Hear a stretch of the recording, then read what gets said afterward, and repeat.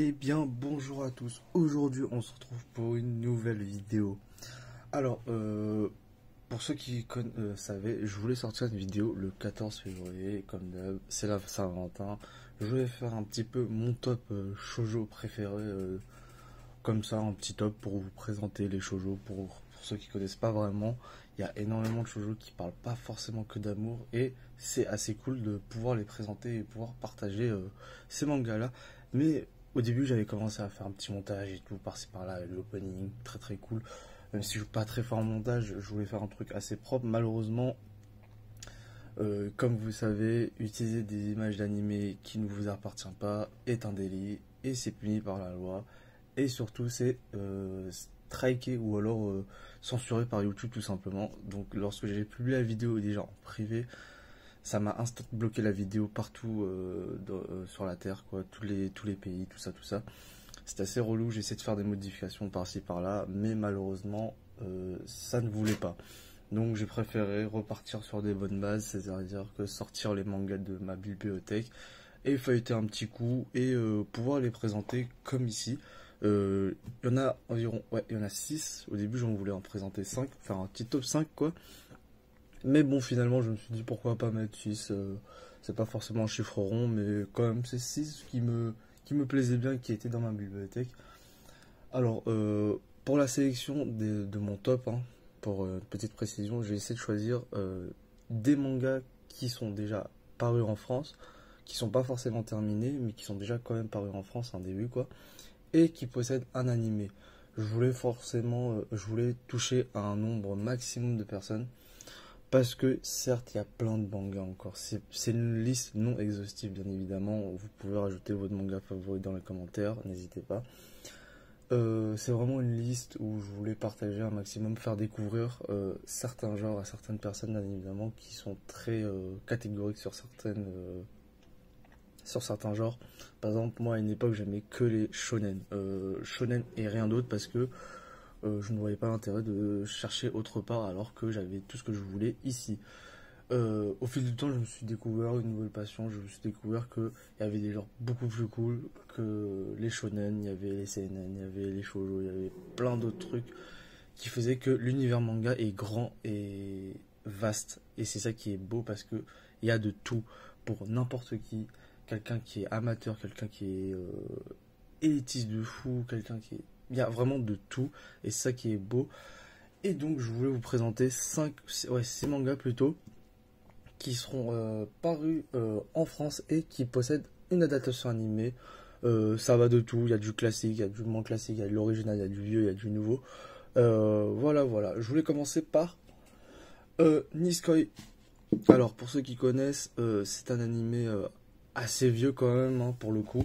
C'est pas le plus récent, c'est comme vous voyez les dessins sont assez vieux quand même. Ça date de 2015, 2014, quelque chose comme ça. Les dessins sont assez classiques dans l'ensemble, j'aime beaucoup, c'est l'un de mes shoujo préférés, harem, slice of life et tout. Je sais pas, l'humour, les personnages, c'est assez classique dans le genre, hein, c'est vraiment fantaisique, c'est enfantin entre guillemets dans l'ensemble, c'est que ça prend une douzaine d'épisodes pour se tenir la main, ça rougit au moindre compliment. Dans l'ensemble, c'est un manga classique qui n'en vaut pas forcément le détour si certainement vous cherchez la petite pépite. Mais pour ma part, j'aime beaucoup. J'ai découvert ça il y a longtemps déjà. Là, je vous montre quelques images comme ça pour vous familiariser entre guillemets. L'animé est assez cool, mais dans l'ensemble, j'aime plus le manga. Je sais pas, il y a ce côté enfantin, fantastique, en mode peut-être que le conte de fées existe vraiment, peut-être pas. Et au fil du temps, tu commences à découvrir les personnages petit à petit, avec leur petit mystère, avec la clé et tout. Je vous laisse découvrir le synopsis. Mais dans l'ensemble, c'est un manga hyper classique qu'on retrouve de plus d'une manière, hein, dans le manga. Dans le général dans l'arem et tout, mais pour ma part c'est l'un de mes préférés. Il n'y a pas de quelque chose en particulier, il n'y a pas quelque chose qui fait que c'est celui que j'apprécie le plus. Non, juste que c'est peut-être la nostalgie qui parle, peut-être que c'est à l'époque où je regardais et tout, que j'ai découvert ça. Mais franchement, l'histoire, elle est cool, les personnages sont sympas, les quiproquos sont originales par moments, ou alors très classiques, hein, c'est la sortie de classe, le voyage à la mer, les petits quiproquos qui vont au parc d'attractions à deux, il y a un peu de concurrence féminine par-ci par-là et tout. Mais dans l'ensemble, c'est cool. C'est pas incroyable, hein, clairement. C'est dans la lignée de pas mal de mangas. Mais dans l'ensemble, c'est assez sympathique. Il y a actuellement 2 saisons avec quelques OAV et 25 tomes déjà publiés en France et qui se finit tout simplement en 25 tomes, hein.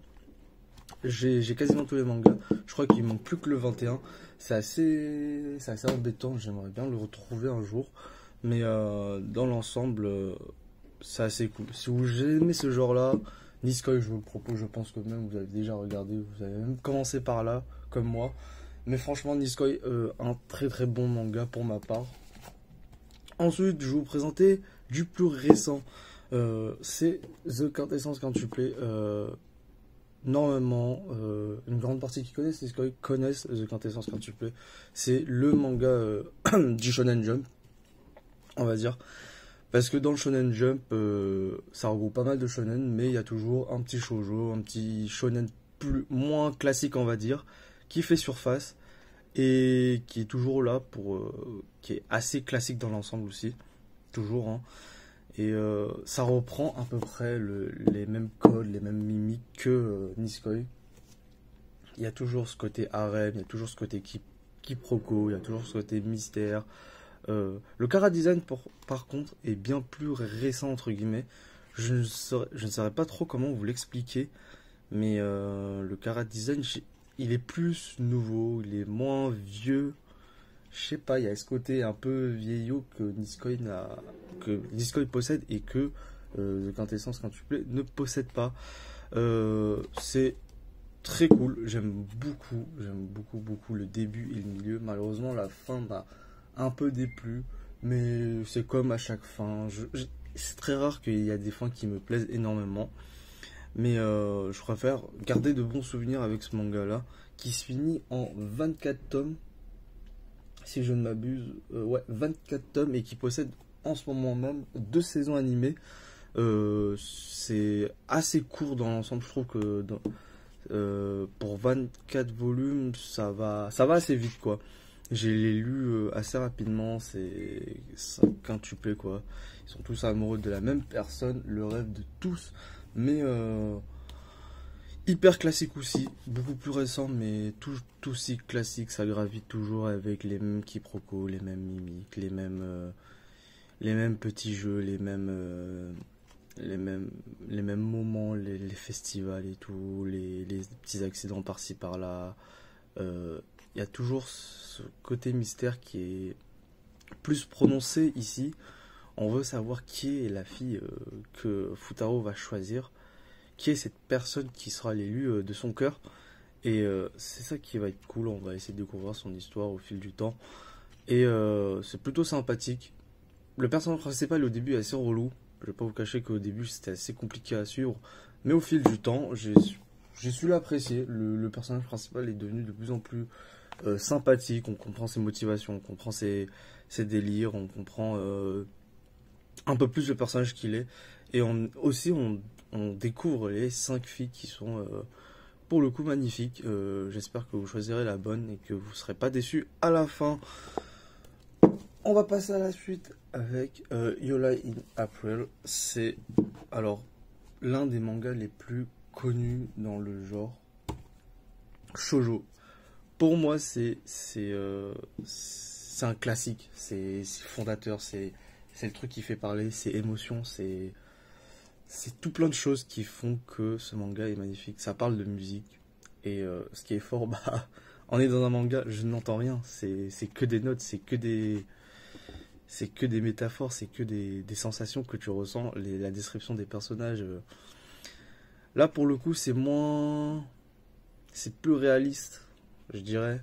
C'est moins manga, c'est moins fantastique, c'est moins, on est plus dans le rêve, on est plus en mode, c'est la vie, c'est comme ça, on ne peut rien faire à la vie, c'est rempli de symbolisme, c'est rempli de messages derrière, et je ne peux que vous conseiller ce manga-là, et encore mieux, je ne peux que vous conseiller l'animé qui est incroyable. L'animé pour le coup, c'est l'un des meilleurs animés que j'ai vu dans ma vie. Euh, Vraiment, je trouve que l'ambiance est hyper cool, elle est calme, elle est posée. Par moments, elle est très relevée, la musique qui s'enchaîne et tout. Tu vois les personnages transpirer. Même moi, j'y connais pas énormément de musique. J'en ai vu, j'en ai un petit peu fait du solfège et tout. Mais dans l'ensemble, je n'ai absolument pas touché un piano, je n'ai rien fait de tout cela. Du violon, tout ça, je ne m'y connais rien. Et pourtant, c'était cool. Les OST sont magnifiques, les personnages sont bien décrits, l'histoire, elle est sublime. Euh, je sais pas, on connaît, c'est une fin assez, comment dire, la fin elle est prévue, tu la vois entre guillemets, tu sens que ça arrive, et pourtant la fin elle est si belle, la fin elle est bien faite, elle est bien écrite, et franchement, c'est sublime, Yuri April. C'est un classique, franchement, si vous y connaissez pas, regardez ça. Euh, je crois qu'il est sur Netflix, je ne suis pas sûr. Mais franchement, c'est tout bonnement du génie, c'est tout bonnement d'arriver à décrire toutes ces émotions dans la musique, sur du papier. C'est incroyable. C'est par moments assez lent, mais dans l'ensemble, c'est incroyable. Les OST sont magnifiques. De temps en temps, je les réécoute. C'est sublime. L'opening aussi, je crois. L'ending, il est pas mal aussi non plus. Mais voilà, ça se finit en 11 volumes, que je les ai tous. Ils sont tous publiés en français, c'est fini depuis pas mal de temps. Il y a une seule saison, et c'est normal, en 11 volumes, il y a quasiment tout, quoi. Et voilà, c'est l'un de mes... Bon, là c'est catégorisé shonen. C'est normal, c'est dans Shonen Jump. Mais je trouve que c'est plus un shoujo qu'un véritable shonen, plus réaliste, moins fantaisique. T'es pas là en train de rêver de choses improbables qui va arriver. Mais c'est hyper cool. J'espère vous l'avoir recommandé et que j'espère vous pourrez l'apprécier tout comme moi. Ensuite, je continue avec Domestic Girlfriends. Là, c'est Love Dilemma, mais je préfère appeler Domestic Girlfriends parce que l'anime s'appelle comme ça. J'ai découvert l'anime qui était, ma foi, plutôt sympathique. Ça gravite beaucoup plus de la maturité que les autres mangas que je vous ai présentés. Là, on parle beaucoup plus de choses, un peu, on va dire, d'adultes, de jeunes adultes. Là, on parlait un peu dans l'adolescence même, dans les premières relations amoureuses, là où c'est un peu gênant par-ci par-là. Là, c'est vraiment beaucoup plus poussé. On prend pas 5 épisodes pour se tenir la main. C'est bien plus profond. Ça fait 28 volumes. Et il n'y a qu'une seule saison animée pour l'instant avec un opening magnifique. J'aime beaucoup. Je trouve ça assez dommage que le début ne reflète absolument pas l'histoire. Je trouve que le début est assez relou et même chiant par moments parce que c'est, comment dire, c'est indécis. Ça veut partir sur un harem mais finalement pas trop. Ça veut partir sur un autre bail et ça revient derrière. Ça prend vraiment pas beaucoup sens, je trouve. Ça manque un peu de tact. Tu sais pas trop où l'auteur va aller, mais pourtant c'est l'une des merveilles que j'ai découvert l'année dernière avec l'animé. Je trouvais que l'histoire est beaucoup plus prenante à partir d'un moment. À partir, je serais après l'animé. Ça commence à devenir de plus en plus intéressant. Les problèmes sont plus réels. C'est des questions qu'on peut se poser nous-mêmes, hein, bien sûr. Et ce côté harem ne reflète absolument pas le manga. Je trouve ça assez triste que l'animé s'arrête ici, quoi. Mais en même temps, c'est... Comment dire? En même temps, je ne saurais pas comment vous le décrire. Si ce n'est que c'est un début d'harem et que par derrière, L'histoire prend beaucoup plus sens, l'histoire fait beaucoup plus réfléchir, ça fait beaucoup plus plaisir à lire, c'est beaucoup plus prenant. Euh, le chara design est un peu moins cool. Je n'aime pas particulièrement le chara design de certains personnages. Enfin, dans l'ensemble, dans l'univers même, je trouve que c'est moyen en termes de dessin, mais c'est hyper cool. L'histoire est hyper prenante à partir du moment où t'es vraiment pris dedans. Pour ma part, il y a 28 volumes, mais je les ai torchés en très très rapidement. J'ai pas tous les volumes chez moi, j'ai vu surtout en scan et j'avoue que il y a des soirées où t'es, enfin je crois en quelques soirées je les ai fumés. C'est vraiment trop trop bien à partir d'un moment. C'est assez difficile le début. Si vous n'avez pas spécialement, je comprendrai parfaitement, mais si vous arrivez à vous accrocher, la suite n'est que trop prometteuse.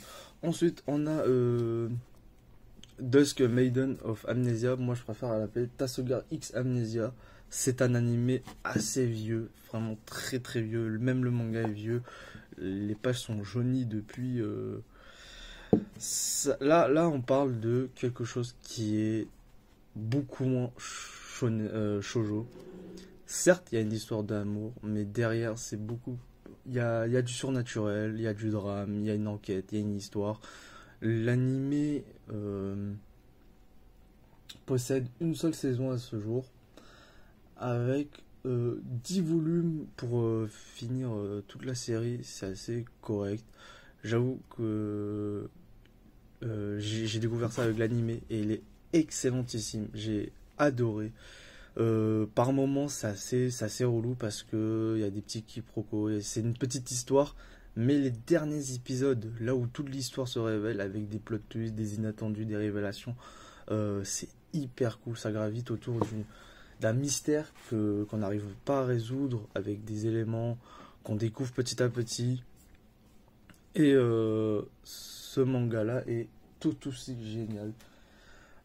Malheureusement, l'OAV, si vous pensez regarder uniquement la saison 1, enfin l'animé, je vous conseille fortement de vous arrêter au dernier épisode, c'est-à-dire pas forcément l'OAV, qui pour moi, comment dire, l'OAV détruit un peu l'histoire dans l'ensemble. Si vous regardez que la saison 1, elle est incroyable. Incroyable, vraiment, j'aime trop la saison 1.